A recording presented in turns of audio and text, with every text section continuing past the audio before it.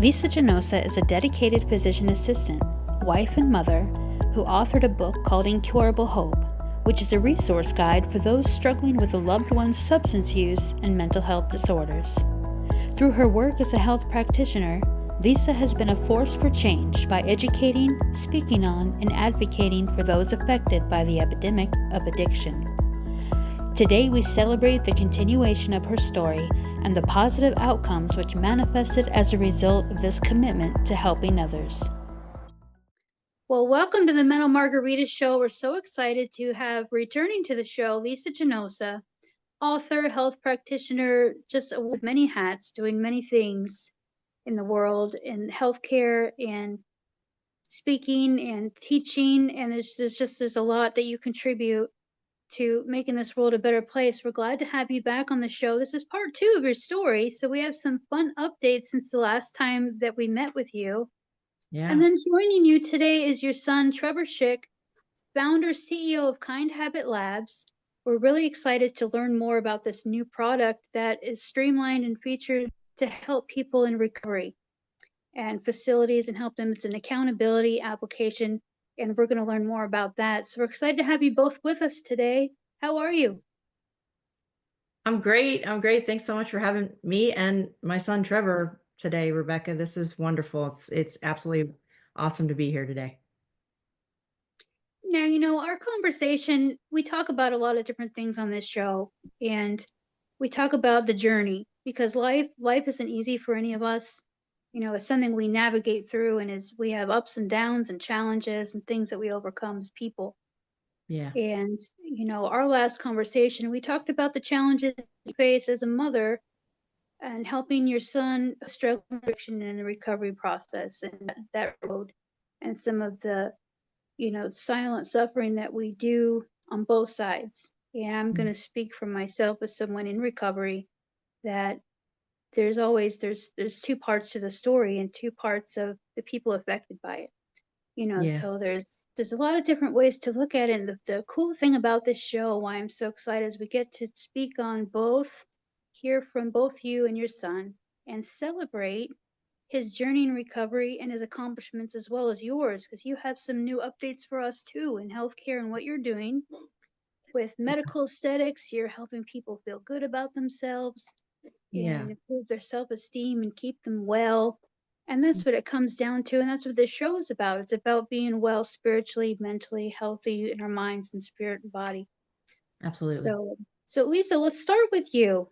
Sure. Since our last visit, you're doing medical aesthetics and doing some other things. You continue to be speaking and do some things on the road. But where are you at right now with everything? Well, today, we're in a really good place and just trying to find joy in every day. And I really did transition from sort of doing I still do a lot of speaking engagements to this day, but I transitioned a little bit into, oddly as it is, aesthetics, because I felt like for many, many years, I was in a much darker place, both with, I hate to say with medicine, but with medicine, it's a wonderful job and it's a privilege to have it and to get to do it every day. But it's a heavy responsibility to take care of people both physically and mentally. And I was doing that while I was going through what I was with my son. And so it was a hard time. And so transitioning into aesthetics today has given me a lot of light and joy and happiness, because I work with a lot of people that are for the first time in their lives finding themselves and finding joy and just taking care of themselves. And it means so much to me. That is really, truly the reason why I got into it, because it helped me when I I have thyroid eye disease. And so it helped me when I had to kind of face sort of the aesthetic changes that I was going through. And it really just helps me to help other people, find themselves and exude health and vitality. And it's just a place of joy today. And additionally, I still do talk about the book and do some small, really more intimate discussions with individuals, both in practice and out in the field and out and about. And that has proved to be very rewarding as well, because now I can really share sort of the full circle experience and share what my son has been doing. And it's a really beautiful thing to talk about how such a hard thing to experience has brought about a lot of purpose. So I can do that in both realms, and it's been pretty rewarding. Now, Trevor, we're really excited that you're with us. You've been on quite a journey, a life journey and life path. You have been not only battling and managing addiction, but working the recovery process and now been in leadership roles for quite some time in multiple states. Will you tell us a little bit about your journey through a system that's flawed in many ways and doesn't always serve the people suffering in their best interest? Sometimes leaves us lacking without resources and the tools to help us in recovery and to help us with your particular product, which deals with accountability and probably other things we're going to learn about because you're going to tell us. So, will you share a little bit of your story with us and how working in leadership in this field has inspired you to what you do now? Yeah, absolutely. First off, thanks for having us today. It's good to be here. I guess I'll kind of hit some of the just highlights or the main points. But I started drinking at a pretty early age, like a lot of us that are in recovery now. So about 12 years old, and there was a pretty harsh juxtaposition between being at home with my mom and stepdad Tom, to then every other weekend going to my dad's house, who just debauchery and craziness constantly, and then kind of having to switch gears, going back to a pretty structured environment, loving, caring environment. Not that my dad wasn't loving and caring; he just showed it in a much different way. But I'd say drinking became a pretty serious issue, along with drugs as well. By the time I was 15, 16ish. First time I ever went to an AA meeting was when I was 18 years old. First time I went to a treatment center, I was 21. After a car wreck. Um, and now fast forward another 10 years, uh, I've had multiple stints in recovery, and along that journey, I've managed a men's sober living house back in Austin, Texas, for a time, and when I moved here to Salt Lake City. Um, I worked at Odyssey House as a behavioral health tech, and passing out medications, and I think honestly, one of the biggest eye openers for me working in treatment in a residential treatment center. We had 120 clients. 80% of those clients were there on parole, right? And I saw on a daily basis just how many people kind of just slip through the cracks, right? And how understaffed this facility was, right? This particular place is state funded, and it's not along the lines of more like a boutique, or for lack of a better way to say it, a little more upscale place where you may have like 12 to 18 clients at a time. You get a lot more individualized treatment, but being in there, it just seemed like there's not much accountability. And while we're understaffed, right, I'm trying to pass out medications, multiple times a day to 120 clients. There's maybe one other worker, a peer support specialist, right, and especially on the weekends, right, there's no therapist or clinicians in the facility, right, and the whole time that I'm kind of stuck in the med room, I'm wondering what's going on in the house right now. You know, Right. I'm sure your listeners, or pretty much anyone that's been in this field, or in recovery themselves, knows what's going on when we're unsupervised in early recovery. Um, but to kind of rewind to managing the men's sober living house, we had clients that were really on top of things, that took the recovery seriously, and they have a sponsor, they're going to meetings, they're up to date on their chores, they're curfew compliant, and then we have plenty of people that they're just not there yet. And I myself have obviously had plenty of slips, have gone back out, right? And I think it's important that or that I understand at least, that this is not a linear process. Right? There's, just like we have the 5 stages of grief, and you can be in multiple stages at once. Recovery can kind of act that way for me as well.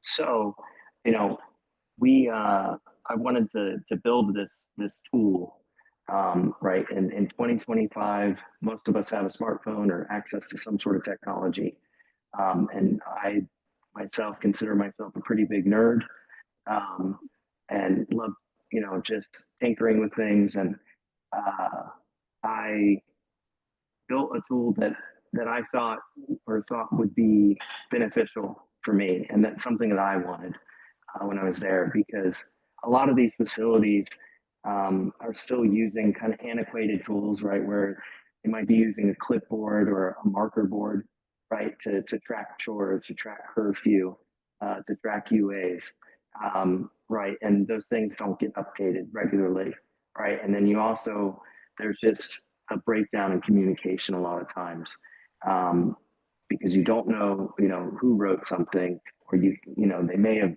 initialed by it, the staff member may have put their initials, but you don't recognize the handwriting, and it's just scattered, right? And then some of the softwares that are out there just feel pretty outdated. They're not very intuitive. So that was one of my big points in building Roomy, is what we're calling it, was making sure that this is something that's easy, that when you pull it up, you know exactly what it is that you need to handle that day. And in my experience, sometimes it's easier to kind of log things and not necessarily keep yourself accountable, right? But knowing that there is some sort of oversight, but you're not necessarily being constantly watched over, whether it's by a behavioral health tech or a correctional officer, whatever it may be. And I know for myself, I'm usually more apt to kind of divulge some things to my phone. Whatever, I don't know why that is, but I think this day and age, a lot of people share the same sentiment. So, yeah. And it's empowering too to take some of that into getting some of your personal control back, and some of that personal power helps in, establishing yourself again, just who you are, because we lose some of that along the way. So being able to put in these structural things that aren't as scary, because like you said, it's your time with your phone, it's personal, even though it can be. Now, is this app designed for the facility that they do then share with the residents who then use it? Is it goes two-way? Is it two-way interface where the facility can look at the app as well, see the progress? Yeah. So when you pull up our website, roomy.homes, it's ROOMI.homes, HOMES. You'll be greeted with, client access, staff access, and clinician access. Those clinicians will have access to dashboards that, they can see analytics facility wide, or narrow it down to specific clients, or a subset of individuals that are there. The clients, I would say, is more of the fun side of things, right? So I've been using the app for a few months now to kind of just check in with myself, even though I'm not in a facility. And so you'll be greeted. The client's dashboard. There's a check-in, and you'll go through, you can answer simple questions with little sliders and little bubbles that kind of just make it a little more interactive and a pleasure to use rather than feeling like a chore in itself. Right. So, questions like, how'd you sleep last night? Are you feeling prepared for the rest of your week or next week? What did you, come across any triggers today? And we've kind of made it kind of like a hashtag system. So you can type those things in, and they pop up in little bubbles, and you can kind of track over time and see like, what are the things that are consistently bothering me? And these are reoccurring things, right? And it's kind of a better way to uh, just kind of see over time what your trends are and like what exactly is either taking me back out or putting me in a perpetual state of crappiness. And relapse. Yeah, and eventually relapse. So this is a tool that staff members, they won't have as much access to personal client data, but clinicians, therapists will kind of be able to get a deeper dive into things, right, and kind of be able to see um, early warning signs for relapse, right? This is an extra data point for facilities and therapists alike. Um, to catch things at an earlier state, right? Because that's our whole mission here is to be able to curb those, and catch it at an earlier stage, right? So let's say Bob Smith is, hasn't been curfew compliant, twice this week and hasn't been checking off his chore through the application, on a consistent basis over a 7-day period, right? It's going to notify that client's clinician or therapist and say, hey, you may want to set aside Bob Smith and just ask him, what's going on? Is there anything that we can do to better help you? And yeah, we're hoping that will drive some better outcomes for just long-term recovery. So.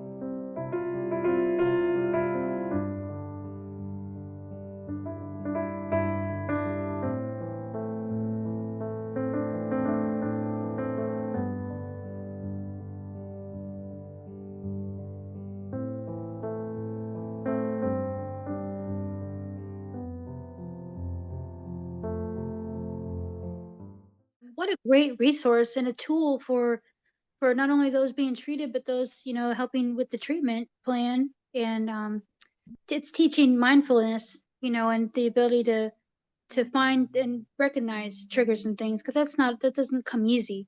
That's something that, you learn over time. And it could be the time of the day, the time of the month, the time of the year. There's just so many things. It could be a smell. There's so many things people, if they have a way of identifying that and logging it, is so powerful. Now, Mom, Lisa, you've been very influential with educating people on treatment.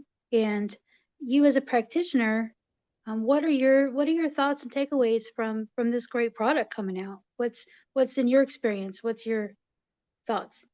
Well, I often talk to Trevor about this, that not as a clinician, but as a parent, this is so amazing. This is so huge because I say to him all the time, the one thing that you don't feel that you have anything is you never feel like you have any control.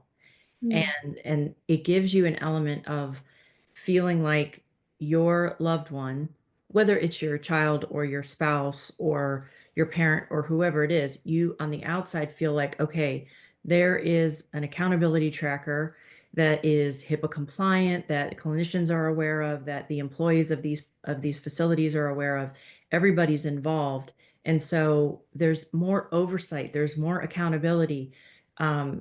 It's very intuitive, and there has never been anything like that. And I think the thing that my son said over and over again was, I wish I would have had this application when I was going through treatment, because it gives you a source of those things, the accountability and the place to go, and be connected. It even has, the connection after you're done with recovery. There's still that connection component of it. And, Trevor can talk more about that. But as a clinician, I think it's phenomenal because although I don't directly work in recovery or in addiction medicine, I do see patients with that, and I'm really trying to encourage them to get help or to get into recovery. And I wish that they had something like that too, that I wouldn't be able to see, but the person that is working with them directly, their counselor, is able to keep track of things and help them along that path, because it is a hard path to walk. And to have something like that there, it helps everybody involved, in my opinion. It helps the clinician, it helps the person obviously in recovery, it helps the family members, it helps the staff. And so it just is a unified force that gives individuals in recovery a tool that they have never had before. And that's an impressive thing to have. So both as a mom and as a clinician, I think it's super exciting. And when he told me about it, it blew my mind. I was like, I wish you had that when you were in recovery too, because I would have felt better. Right. So, yeah. And it sounds like there's a lot of room for a lot of development and advancements with this, in other areas. It might just not stop just here, but really might cross over. Trevor, you're onto something really special here. I can see this just really just turned into something just even more amazing than it already is. And such a helpful tool. I mean, Yeah. I'm just so excited to know more about this and to be able to share this with everyone, not only on television, but as it develops and as other things happen with this. I know that we're going to be excited to hear those updates as well. Lisa, you have another update, because another exciting thing that's coming down the road here is you have a brand new television show that's going to begin airing early next year called Enhance, Yes. where we're going to just explore more of your life and your work in healthcare and your work as a community leader, as a wife and mother, just life in general, and being well in all kinds of ways. So we're really excited, and it's going to be airing on the CW in Eastern North Carolina, and we're excited about that. Do you have any tidbits that you'd like to share with us that maybe we can look forward to? Some things that maybe you're working on that you're looking forward to sharing with us? Well, wellness is such a beautiful way to capture what I want to be able to provide. And it's something that when I work with patients one-on-one, I really feel I feel like I have the responsibility to educate. And so it gives me a platform to be able to continue to do that in the wellness, sector, and to share, um, different things. For my favorite thing is longevity medicine, and sharing different things about longevity medicine and what it takes to feel good, not just now, but for the long term.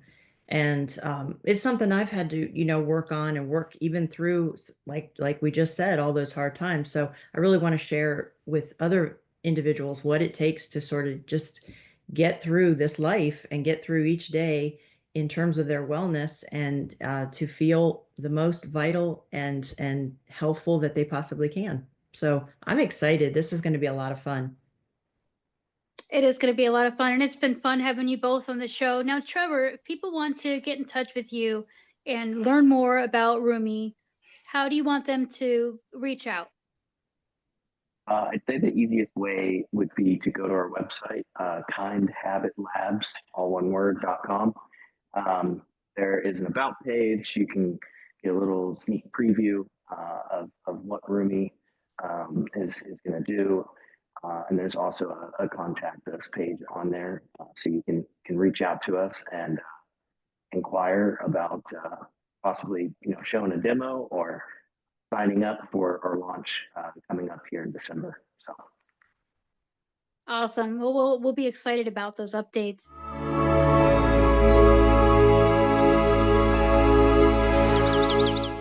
So you stay busy constantly doing all these things. I Do. can't imagine that you have much time for yourself, but the name of our show is called Mental Margarita for a reason.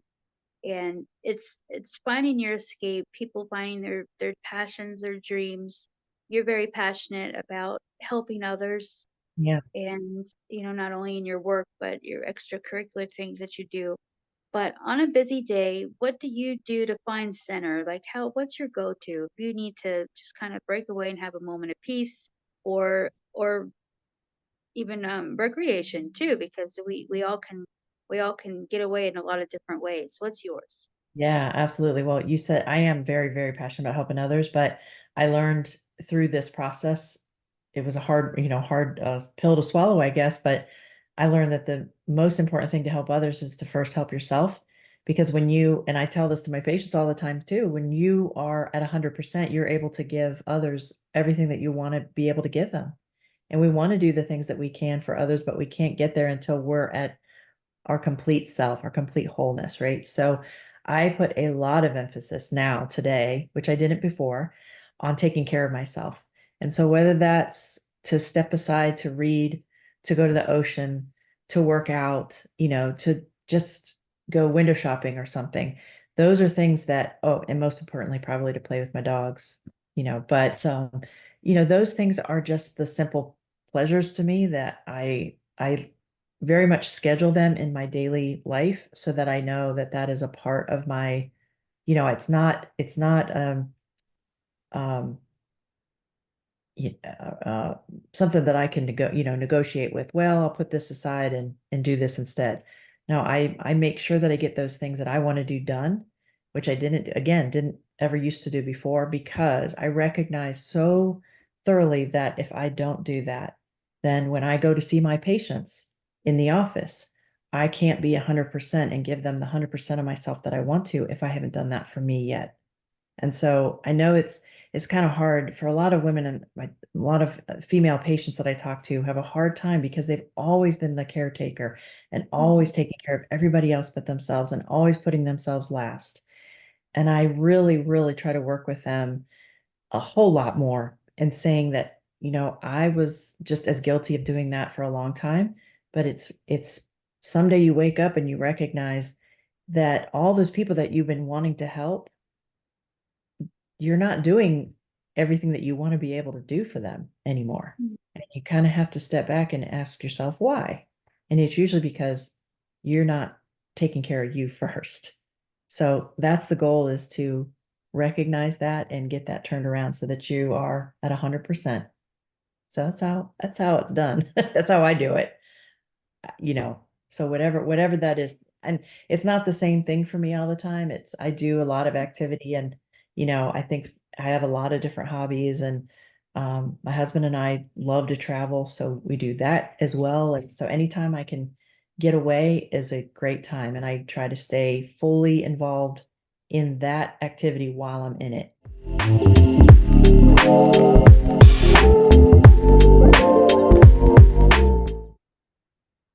First thing that comes to mind is the sauna. Yeah.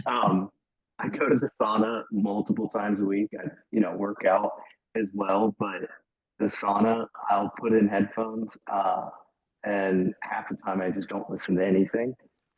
It's more so just to kind of block out any noise in case any other people come in there. But I go and sit in there at least 3 to 4 times a week, Yeah. and just kind of sit in quiet, for about 20 or 30 minutes, or just however long I can bear it. Um, I don't know if it is the placebo effect or what, but my belief is I'm getting toxins out, all the stuff that we're, drinking, or eating throughout the day, just has all kinds of stuff in it. So I'm of the belief that I'm just cleansing my body physically, mentally, and trying to reconnect spiritually, by just getting quiet and trying to listen to what it is that, I need to be focused on for my day. So, Can't beat sauna time, that's for sure. oh yeah, And it feels so good when we do something good for ourselves. It just, you can't, there isn't anything better than that. Yeah. It's just really, it's a great feeling. So we thank you so much for being with us today, and I'm so excited to hear about this new product. And I know we're going to hear more about it. Lisa, how do you want people to reach out to you to get updates on what you have going on as well? They can find me at a couple of different places, by email, admin@lisagenosa.com, GENNOSA. You can go to my website at www.lisagenosa.com or at enhancedclinicalasthetics.com. Or my last email is, let me see, enhancedclinical@gmail.com. So I think I gave all of them. That's a lot of ways to connect and reach me, but by all means, any of my websites, you can get me through the website, probably the easiest. So hope to see some folks there. Awesome. Well, we'll make sure everyone is able to reach out to you both. It was so nice visiting with you. Trevor, it was wonderful meeting you and having you on the show. We look forward to another visit in the future and updates on this wonderful product. So thank you both so much, and you have a wonderful rest of the day, and we'll be seeing you soon.